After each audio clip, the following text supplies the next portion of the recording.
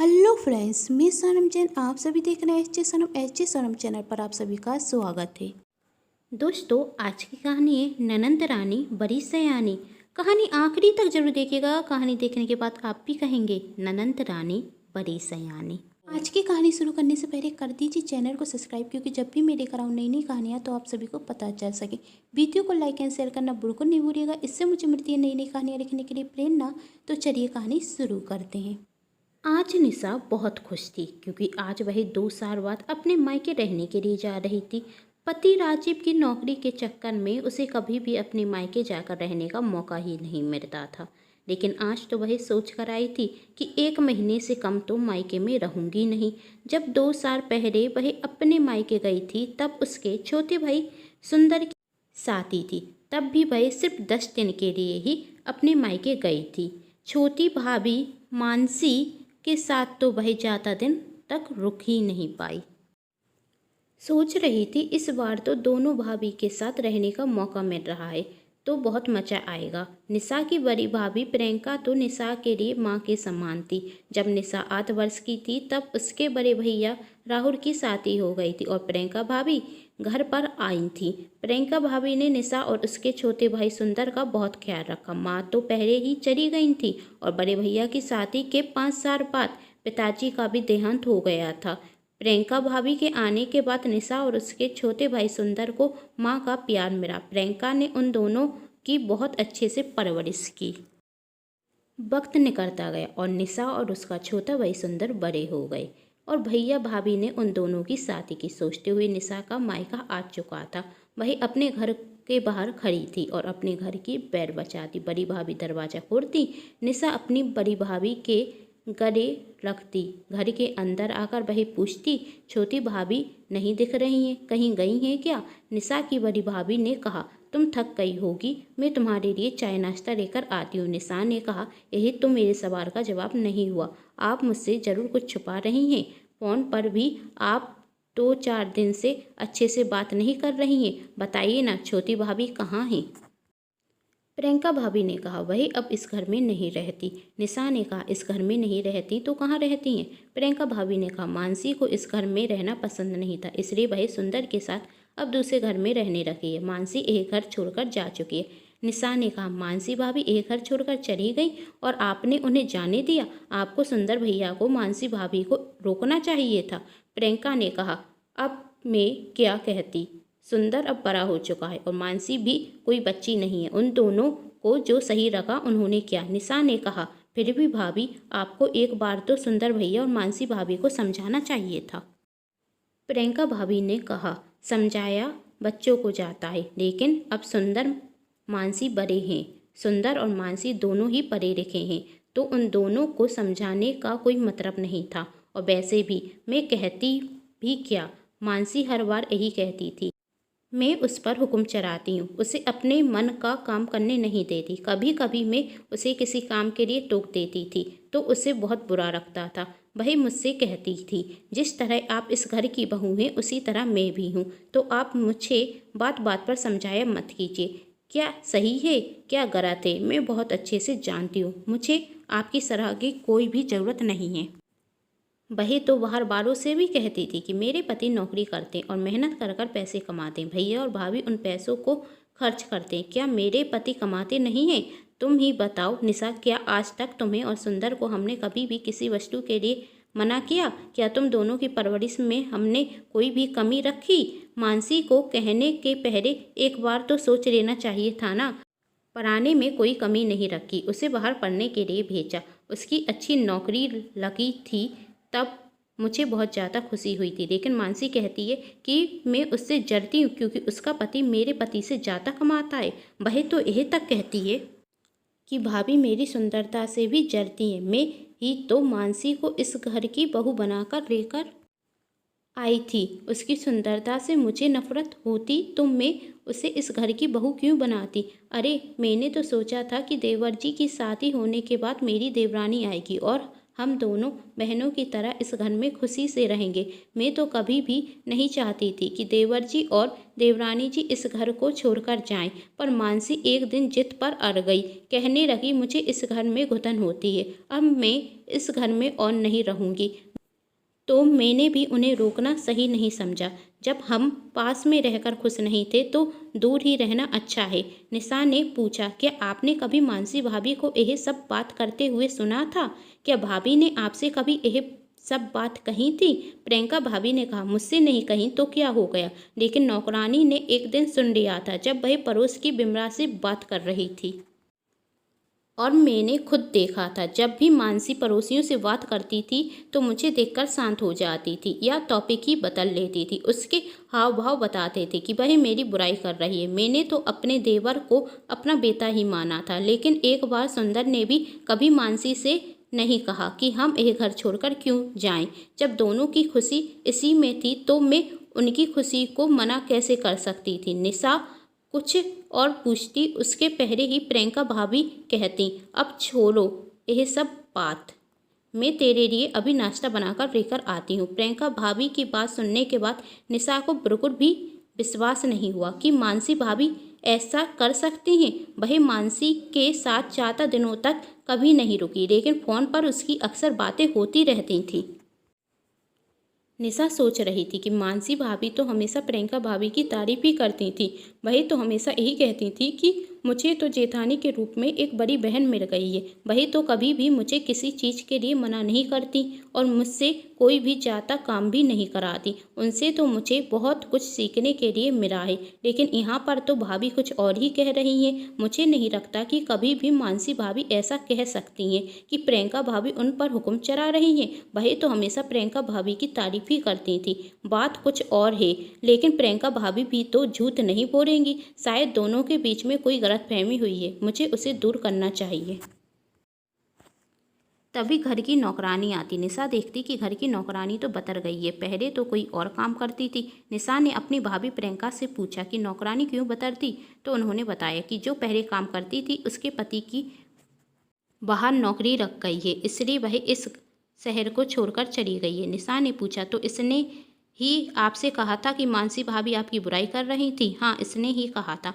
कब लगाई दूसरी नौकरानी? निशा ने पूछा। प्रियंका भाभी ने कहा, 2 महीने पहले। निशा के मन में ख्याल आया, कहीं इसने दोनों भाभी के बीच में लड़ाई तो नहीं कराती, लेकिन वह यकीन से कह भी नहीं सकती थी क्योंकि अभी वह उसे जानती नहीं थी। 2-4 दिन निकल गए, तब एक दिन नौकरानी निशा से कहती, आपको पता है आपकी बड़ी भाभी तो चाहती भी नहीं थी कि आप यहाँ आए, कह रही थी अब ननंद रानी आ रही हैं तो उनकी ही सेवा करते रहो। बहुत चालू है मेरी ननंद रानी, आई हैं तो अब हजारों का खर्च होगा, महंगे महंगे कपड़े दिलाने होंगे और ना जाने क्या क्या रूठ कर ले जाएंगी, लालची कहीं की। मुझे तो सुनकर बहुत बुरा लगा। आप 2 साल बाद तो आ रही हैं, फिर भी आपकी बड़ी भाभी को आपके आने से परेशानी हो रही है। निशा को अब समझने में देर नहीं लगी कि इसी नौकरानी ने मेरी दोनों भाभियों के बीच लड़ाई कराई है। मुझे आए हुए अभी 4 दिन नहीं हुए और यह मुझसे मेरी भाभी की बुराई कर रही है। मेरी बड़ी भाभी जो मेरे लिए माँ समान है, जिन्होंने मुझे बचपन में तो कभी किसी वस्तु की कमी होने नहीं दी, आज वह मेरे आने से दुखी होंगी? कभी नहीं। मेरी बड़ी भाभी ऐसा कुछ कह ही नहीं सकती। जरूर इसने ही छोटी भाभी को बड़ी भाभी के खिलाफ भरा होगा और बड़ी भाभी को छोटी भाभी के खिलाफ भड़काया होगा। तभी निशा ने नौकरानी से पूछा, सिर्फ बड़ी भाभी ही मेरी बुराई करती हैं या छोटी भाभी भी मेरी बुराई करती हैं? नौकरानी ने कहा, पूछो मत आप अपनी छोटी भाभी के बारे में। वही तो कहती हैं कि फ़ोन पर ही अपनी ननंद से बात करती हूँ तो ही मुझे ताने देती रहती हैं। ऐसी ननंद तो किसी को ना मिले। निशा ने कहा, अच्छा? नौकरानी कहती, हाँ मैम साहब, दोनों ही भाभी बेकार हैं। निशा ने कहा, आज ही तुम भाभी से छुट्टी ले लो कि तुम अब इस घर में काम नहीं करोगी, वरना मैं सब कुछ सच सच बता दूंगी कि तुमने कैसे दोनों भाभी के बीच में लड़ाई कराई। समझ गई? तुम मुझे मेरी भाभीयों के खिलाफ भड़का रही हो। नौकरानी कहती, मैम साहब आप गलत समझ रही हैं। निशा, मैं बहुत अच्छे से जानती हूँ कि तुम क्या चाहती हो।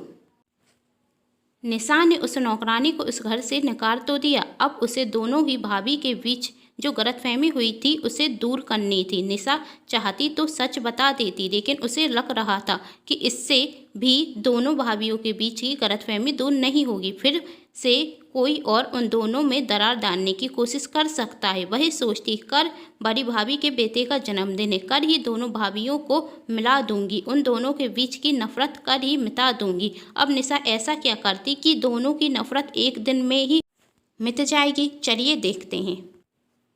निशा अपनी छोटी भाभी के घर जाती और उनसे कहती, सही किया भाभी, आपने वही घर छोड़ दिया। सच में बड़ी भाभी तो हर काम के लिए टोकती हैं, आपको भी तो टोकती होंगी ना। मानसी कहती, तुम क्या कह रही हो? प्रियंका भाभी ने आज तक मुझे किसी काम के लिए नहीं टोका। अच्छा, लेकिन मोहल्ले की औरतें तो यही कहती हैं कि प्रियंका भाभी मानसी को बहुत परेशान करती थी और उसकी सुंदरता से भी जरती थी। सच कहा ना? और आपकी हर किसी से बुराई करती थी।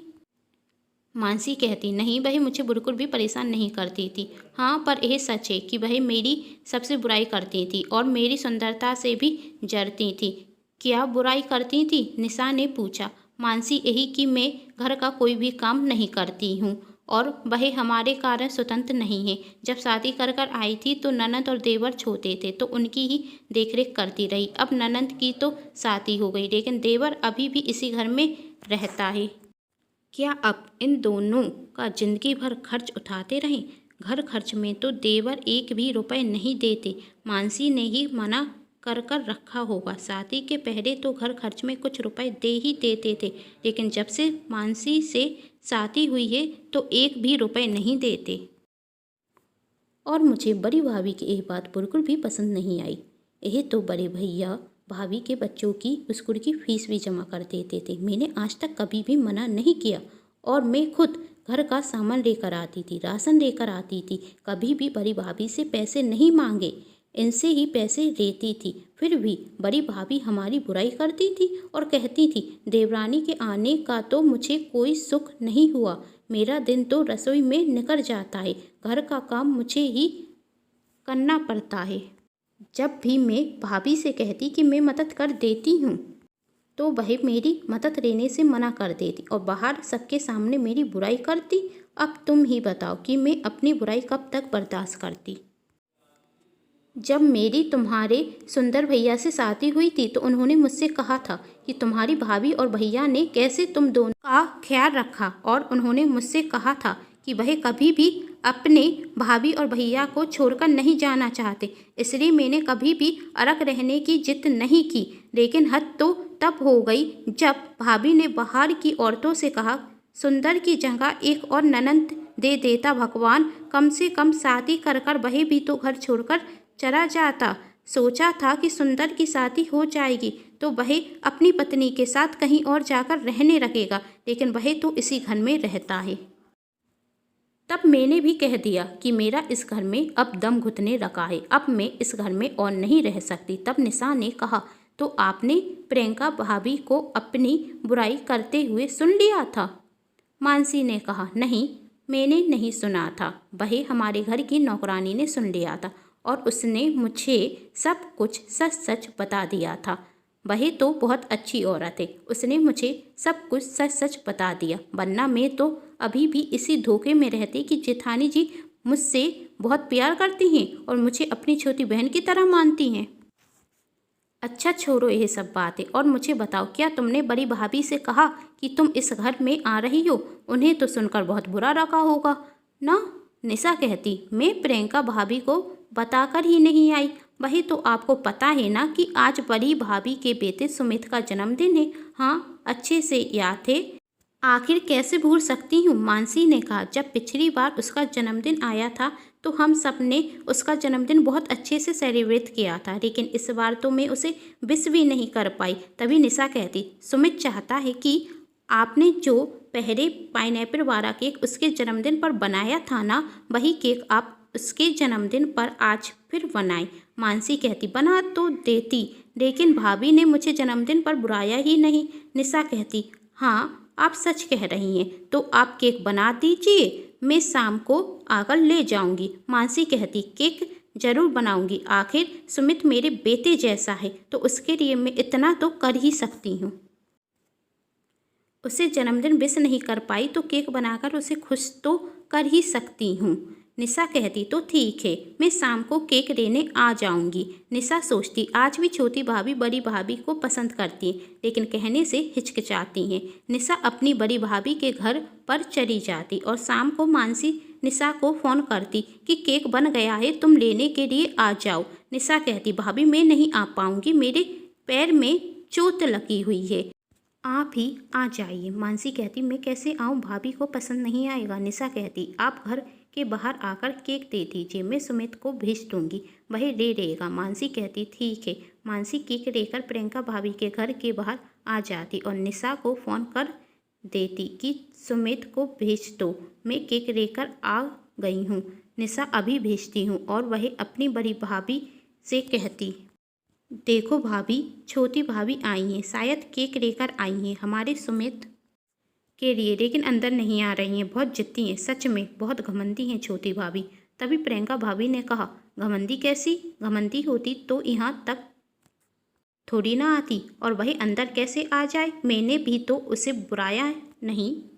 देख अभी मैं अपनी देवरानी को अंदर बुलाती हूँ और वह आ भी जाएगी। प्रियंका भाभी जाती और मानसी भाभी से कहती कि अंदर आ जाओ, बाहर क्यों खड़ी हो। मानसी कहती वह तो मैं सुमित के लिए केक लेकर आई हूँ, आज उसका जन्मदिन है, तुम्हें याद था। प्रियंका भाभी ने पूछा। मानसी भाभी ने कहा आपने बुलाया नहीं तो मुझे याद नहीं होगा कि मेरे बेटे का आज जन्मदिन है। प्रियंका भाभी ने कहा यदि बेटा मानती हो तो फिर बुलाने की क्या ज़रूरत थी, बेटे के जन्मदिन पर तो बिना बुलाए भी आ सकती हो। मानसी ने कहा तभी तो यहाँ तक आई हूँ कि मेरा बेटा मेरे हाथ का बना हुआ केक मिस ना करे। तो अंदर नहीं आओगी, प्रियंका भाभी ने पूछा। मानसी भाभी ने कहा नहीं आऊँगी, क्योंकि आप नहीं चाहती कि मैं और सुंदर इस घर में रहें। तब प्रियंका भाभी ने कहा तुम खुद अपनी मर्जी से यह घर छोड़कर गई थी। मानसी भाभी ने कहा नहीं, आप चाहती थी इसलिए हम दोनों यह घर छोड़कर गए थे, वरना सुंदर और मैं कभी नहीं चाहते थे कि यह घर छोड़कर हमें जाना पड़े। प्रियंका भाभी ने कहा मैं कभी नहीं चाहती थी कि तुम दोनों यह घर छोड़कर जाओ, और मैंने कभी भी तुमसे नहीं कहा था कि तुम यह घर छोड़कर जाओ, तुम्हारी ही जिद थी घर छोड़कर जाने की। तभी मानसी भाभी ने कहा नहीं, मेरी जिद नहीं थी, आप ही चाहती थी, और तभी तो आप मोहल्ले वालों से कहती थी कि ननंद की तो शादी हो गई, लेकिन देवर अभी तक इसी घर में रह रहा है और मैं उसके कब तक खर्च उठाऊं। प्रियंका भाभी ने चौंकते हुए कहा मैं और ऐसा कहूँगी, तुम सोच भी कैसे सकती हो, मैंने सुंदर को हमेशा अपना बड़ा बेटा माना है, मैं क्यों चाहूँगी कि तुम दोनों यह घर छोड़कर जाओ, क्यों झूठ बोल रही हो मानसी, तुम ही तो मोहल्ले वालों से कहती थी कि मेरी जेठानी मुझ पर हुक्म चलाती है, बात बात पर टोकती है, उसके कारण तो मेरा जीना भी दुर्लभ हो रहा है। तुम ही तो कहती थी, इसलिए तो मैंने तुम्हें कभी भी जाने से नहीं रोका, क्योंकि तुम हमारे साथ खुश नहीं थी। मानसी ने कहा भाभी मैंने ऐसा कभी नहीं कहा, मैंने आज तक आपकी बुराई किसी से नहीं की, मैं तो आपको अपनी बड़ी बहन समझती हूँ और मैं सबसे झूठ क्यों कहूँगी, आपने आज तक मुझे किसी भी काम के लिए नहीं टोका। तभी प्रियंका भाभी ने कहा पर मुझसे तो नौकरानी कह रही थी कि तुम मोहल्ले में यह सब कहती हो। तभी मानसी ने कहा भाभी मुझसे भी नौकरानी यही कहती है कि आप मोहल्ले में मेरी बुराई करती हैं। तभी वहाँ निशा आती और कहती भाभी आप दोनों को नौकरानी ने मूर्ख बनाया, आप दोनों को एक दूसरे के खिलाफ भड़काया जिससे आप दोनों की लड़ाई हो जाए। दोनों भाभी ने एक साथ कहा पर नौकरानी ने ऐसा क्यों किया। निशा ने कहा जिससे आप दोनों अलग अलग रहने लगे और उसे 2 घरों में काम करने के लिए मिल जाए, और अब तो उसकी आदत हो गई थी, जब मैं यहाँ पर आई तो मुझे भी वह आप दोनों के खिलाफ भड़का रही थी। तभी मैं समझ गई कि हो ना हो आप दोनों को एक दूसरे के खिलाफ नौकरानी ने भड़काया, इसलिए मैंने मानसी भाभी को आज यहाँ पर बुलाया जिससे आप दोनों के बीच में जो भी गलतफहमी है वह बात कर और मैंने ही उसे इस घर से नौकरी से निकाल दिया। तभी प्रियंका भाभी और मानसी भाभी कहती हमारी ननंद रानी बड़ी सयानी, आज इसकी वजह से हम दोनों फिर से एक साथ हो गए। आओ मानसी अपने घर पर आओ, और अब तुम इस घर से कहीं नहीं जाओगी, सुंदर और तुम इसी घर में रहोगे। तभी सुमित आता और कहता वाह चाची आप मेरे लिए पाइनएप्पल वाला केक बनाकर लाएंगे। मानसी हाँ चलो, अब हम सब चलकर तुम्हारा जन्मदिन सेलिब्रेट करते हैं। अब प्रियंका भाभी और मानसी भाभी एक साथ एक ही घर में रहते और वह अपने परिवार के साथ बहुत खुश थे। यदि आप सभी को ये कहानी पसंद आई है तो चैनल को कर लीजिएगा सब्सक्राइब, वीडियो को लाइक एंड शेयर जरूर कीजिएगा।